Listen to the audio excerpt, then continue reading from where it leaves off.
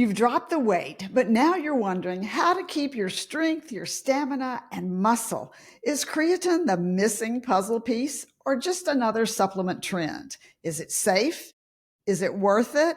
Can it help maintain your strength or is it a no-go with your current plan? Well, don't go anywhere. Let's cut through the noise with real science. Say goodbye to chalky calcium chews. ProCare Health makes chews that are creamy, not gritty, and packed with food-based TrueCal for superior absorption. Now available in peaches and cream. And yes, it tastes as good as it sounds. Save 10% with code BSS10 at ProCareNow.com. I'm bariatric dietitian Dr. Susan Mitchell. You're listening to the Bariatric Surgery Success podcast. I'm so glad you're here today. I hope you're having a great summer. It matters where you get your nutrition information. Here's what you need to know now. Let's get started. Joining me in the studio is bariatric sports dietitian Kim Tirapelli. This is what I love about Kim. Well, she took her passion for sports nutrition and her passion for bariatric nutrition, and she combined them together. She works with active bariatric individuals who have fitness goals, but don't know exactly how to adjust their nutrition to match their needs. Well, Kim knows how. As a certified specialist in sports dietetics, Kim works one-on-one with her clients to optimize nutrition to meet exercise goals after weight loss surgery. You can also listen to Kim on the Active Bariatric Nutrition podcast. Find all of Kim's contact information in the show notes. Hey, Kim, welcome back to the podcast. Thank you so much. I'm so happy to be here. Well, I know this is a question we get a lot, is all about creatine. So if you're losing weight fast after surgery or you're on a GLP like Ozempic, you are likely losing muscle. So creatine, could it be a secret weapon, Kim? I want you to explain, if you would, what, first of all, creatine, people hear it, but they're thinking, I don't know exactly what that is. I know it's a supplement, but explain it from it being found naturally in the body and as a supplement, so we can get everybody on the same page. Absolutely. Sure. Yeah, absolutely. There's a lot of talk about creatine and we see it a lot. And it's because it is a naturally occurring compound and it's made from amino acids in your body, glycine, arginine, and methionine. And it's stored in our muscles, but also in smaller amounts in our brain and our heart and other tissues in our body. And we also get small amounts from foods like red meat and fish. Creatine is stored in the muscles as phosphocreatine, and it helps your body to quickly make energy, which is called ATP. And ATP is the energy currency in the cell that allows us to produce force and have movement when we're moving our bodies. So it helps to fuel our body for about 10 to 15 seconds in duration, especially in high intensity movements. So it definitely is something that we want to have, and it can help you if you are increasing your movement after surgery, for example. Okay, so you just said it's found in red meat and in seafood, and then also stored in the body. And so the body, I think what's fascinating is makes some creatine every single day, up to about, a gram, I think it is, 1 to 2 grams. So this is a question, I want tied into this question that I had someone ask me recently. I'm taking a GLP-1, and I think this applies to bariatric surgery as well. And I've lost a lot of weight fast. Should I take creatine? And if so, why or why not? It's a great question. So first, I would say, as long as you are incorporating resistance training, because creatine alone is not going to help anyone to build muscle mass, for example, without that stimulants of that resistance training. Okay. I want you to really hit that point hard again, because I think there's a misunderstanding. Take creatine, build muscle. Right.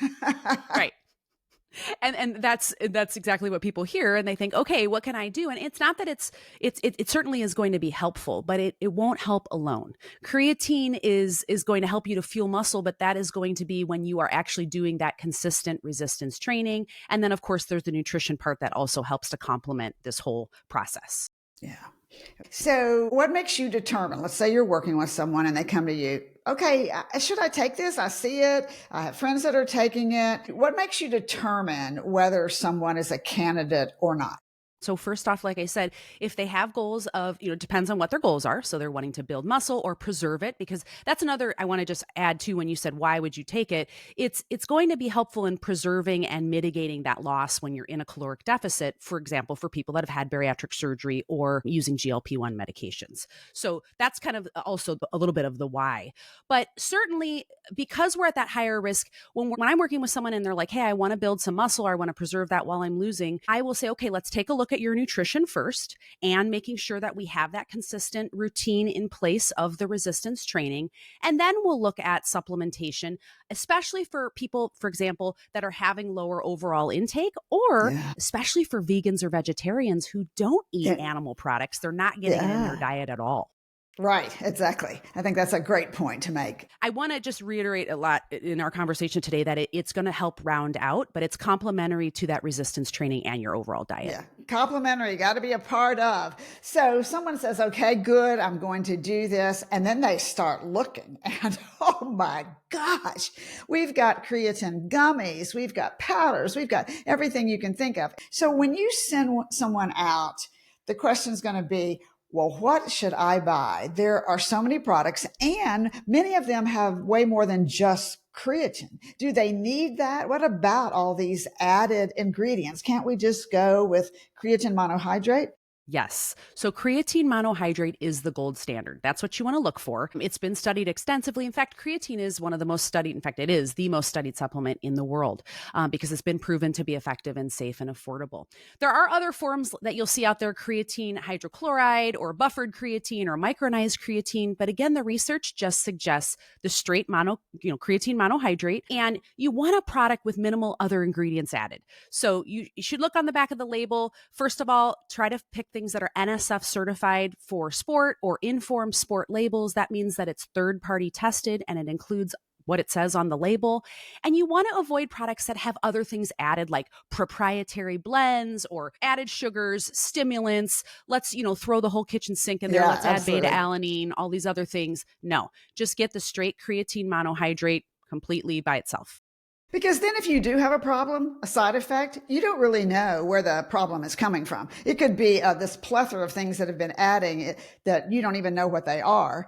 And that puts you, I think, people at a lot more risk than when you just have a clean supplement that you know what's in it and it has the NSF label on it. I think that tells them a lot, don't you? Yeah. You just, unfortunately, it's easy to get kind of persuaded by influencers online or folks that are, for sure. Here's my affiliate code, use this. Just because someone that you see online is selling a product, it doesn't mean necessarily that company is a well-researched or NSF certified third-party tested company. So the best thing you can do is go to the website of the company, look online to see where it's manufactured, what are their practices, does it have that third-party testing certification before purchasing it. I totally agree. And then, so here they are, they find what they want, they bring it in, and then they go, they look on the label, which will tell them maybe how much to take. But when you're advising how much creatine should you take and when should you take it? Yeah, great question. So the research suggests a daily dose of 3 to 5 grams per day. So typically when you purchase the powdered version, for example, one serving, which is one scoop of the powder, will be 5 grams. So one scoop a day for the majority of the population is perfectly fine. The timing isn't critical. So the most important is the daily consistency of taking it, because the goal of it is to build up that storage of that phosphocreatine in your muscle tissue via the supplementation. So the timing of it, whether you take it pre-workout or post-workout, isn't as important as making sure you're just taking it each day consistently. Do you see it? I remember there was a study out, and I think it was in Nutrients, the journal Nutrients, sometime back. It might have been a meta-analysis, meaning they look at a lot of different studies. And what they found was that it may have a good role in preventing sarcopenia. And if you look at bariatric surgery, to me, this is a place that we can run into sarcopenia if we have a reduced protein intake and we don't get it up there and get it consistent. Have you seen it beneficial in that role? Yeah, so it has been, there's research looking at that specifically right now, especially in the elderly population. How does creatine help with preventing sarcopenia, which is basically muscle wasting, so muscle loss? So again, as a complement to making sure we're doing that resistance training, which is the stimulus for the muscle, as well as then looking at our protein intake and our overall calorie intake to pair with the creatine. Yes, those things working together are what can help to prevent that sarcopenia from occurring. So I'm thinking of a question that might get tossed to us right now, and it might be, I'm not physically able to strength train, or I don't really know how to strength train because I've never lifted weights. So if someone's in that category, Kim, and they're thinking, I don't really do that, what about how simply can someone start, such as the use of resistance in the rubber bands? What do you say when someone's saying, I just don't know where to start? How do you start them? Chair exercises, whether that's using bands as a resistance or anything that you can find that can basically just provide a load, which is a stimulus to help with resistance that you're pushing or pulling against. Any movement from where you're at, starting, like I said, if you can start in the chair, if you can, a pool is okay as well. If you can move in a pool, especially as we're in the summer heat, that all provides resistance. And so wherever you are that you can start, anything is better than nothing. So I would say start there. But yes, bands are great. Folks get kind of pushed away from the small dumbbells. It doesn't matter. Any resistance wherever you can start is good. I totally agree with that. Just starting small and building up, because I always laugh and say, Rome wasn't built in a day. And so we have to remember that our body is the very same way. And it is okay to give yourself permission to start if you've never done it before and to slowly build. That's what it's all about. I think someone's going to say too, and I would want to know this. Okay, how long? How long does it take to see the results? Great question. So it takes about 28 days for the muscle tissue to be fully saturated when you're taking that supplement of creatine. So generally speaking, after that month, you're really going to see, hopefully some increases in power output, and ideally over time, that lean muscle mass will, again, paired with your resistance training and your diet, you'll see those gains as well. So it does take about 28 days with that supplementation to really fully saturate the tissues and start to see the benefits. It really reminds me of the 28 days or 30 days that we talk about too. Anytime that you're trying to make a tweak to your lifestyle, a change in life, it takes time. And if you allow yourself a good month, you start to see that change become a habit in your lifestyle. It's what this reminds me of, right? It's not just an overnight, boom, here we are, but it's something that takes time and work. Absolutely. Okay. So I always have to look at the flip side, because I want us as scientists, as dietitians, to have people consider before they do something. Who should not take it? What are the contraindications? Meaning, what is it going to interact with, or what certain diseases might it be a problem with? Because, for example, I think of people with bipolar disease, and we do see this in bariatric surgery some, that I have read where that might make mania worse. What are you seeing? So in general, so first off, I'll say, of course, before starting any supplement, as we always tell our folks, make sure you speak to your healthcare provider about it. Generally, creatine is safe. However, for someone that has a history of kidney disease, you definitely would want to speak to your healthcare provider before beginning creatine.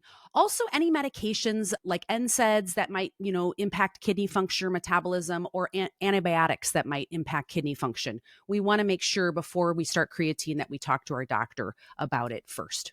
Are there any herbals, any supplements? Because people don't necessarily think of an herbal or a supplement as a medication, but I'm going to tell you that just because it's not a prescription doesn't mean that it doesn't have changes in the body or cause side effects. Are there any that you're aware of that we should know of or consider if we're thinking about taking this? So there's been some back and forth on caffeine and creatine's interaction with each other. And of course, a lot of folks will add the creatine powder into their coffee in the morning, right? Because it's an easy way to get it in and start the day. However, the research has kind of gone back and forth on it in terms of their impacts on each other. And some research has suggested in high doses of caffeine may blunt the impacts of of creatine. Yeah. And so because it's kind of gone back and forth, when someone asks me, I'll just say, if possible, try to separate caffeine and creatine by 1 or 2 hours. So for example, you like to get up and have your coffee before your workout, go for it. And then as we talked about earlier, you can take creatine anytime. It's not a specific time you have to take creatine in the day to see the benefits. So you can take it post-workout or anytime later in the day thereafter. So I would advise you, if you can, try to separate caffeine and creatine by about 1 to 2 hours, just to make sure we're maximizing both, because they both have ergogenic impacts, obviously, in our body. And I agree with that because I saw some other literature doing some research on not just kidney disease, but on Parkinson's disease, and that there was thought that caffeine and creatine together could actually make Parkinson's worse.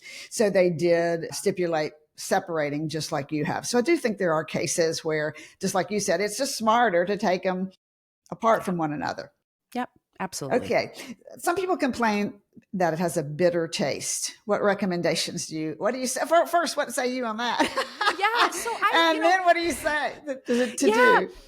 I've tried a variety of different options. I use only the powders. And I haven't really found them to have a bitter taste, probably because I do mix them in with other things. So generally, creatine monohydrate is flavorless, but it can have a little bit of a gritty texture. So what I have found is that it dissolves better in warm fluids. So I actually mix mine in with decaffeinated herbal tea.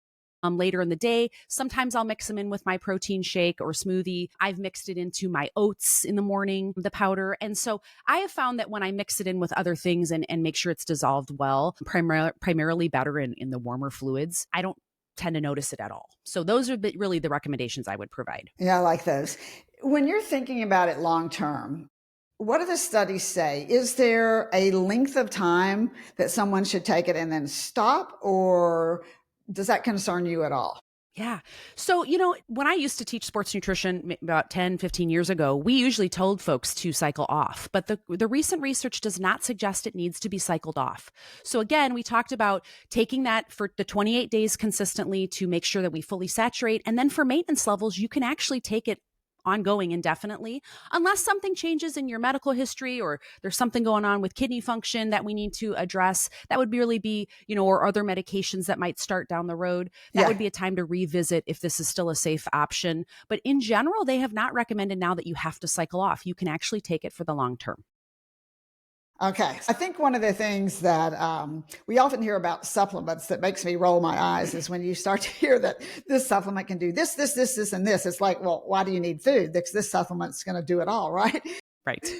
What do you see in terms of benefits beyond muscle mass with creatine? Do you think there are any? I know there's studies being done on the heart, on cognitive, on the brain.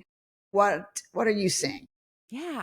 I mean, it's exciting. It's such an exciting area because creatine is really being studied, across the lifespan and in so many different populations and for different impacts on the body. So definitely they're looking at how it impacts cognitive function. So particularly mental fatigue, memory, brain fog. They've suggested that especially when you're in a sleep deficit, that creatine actually can help to kind of make it basically have better reaction time. So they've looked at folks in the field, in our service providers. They've looked at actually sleep deprivation and how creatine can actually help improve cognitive function, neurological health. So it may support brain energy metabolism, especially under that stress or caloric restriction, and then bone health. There's been some research that has suggested that it can help with improving bone density, but the dosage for that it looks like it needs to be higher for that as well as for the brain health. And so they're still looking at the research as to what's the dosage that might impact bone density, for example. I agree. I don't think we have answers on that yet either, Right. but we have studies going on, and that's fascinating. Okay, someone asked me, they said, all right, I've actually gained a pound or two of weight with my creatine. Why is this happening to me? That's not supposed to happen. Would you address the water retention that can push your weight up for maybe usually a short amount of time? Yes, it is a short amount of time. And that's because when we supplement with creatine that is drawn into the cell, it also draws water into the cell as well. So that can impact then when you get on the scale and you see that. And that I would say, again, if you're lifting with taking the creatine, you can see the number going on the scale too, just because of inflammation in the body from healing from a workout, for example. So there's lots of reasons that can happen. But when we speak specifically on the creatine, it can just be for a short amount of time. We do see some increase in water retention in the muscle. But again, that shows that you are a responder, and that is a good thing because that's hydrating the muscle tissue and it's actually helping to reduce inflammation and improve your recovery. That hydration in the muscle is actually really helpful. So it's a good sign. And it doesn't mean that you stop drinking water either, because it's really, just because you're retaining a little fluid doesn't mean you stop drinking water, because water intake with creatine is so, so important. Very important. I totally agree with you. As we wrap up, what's the most important takeaway about creatine that you want everyone to hear? Yeah.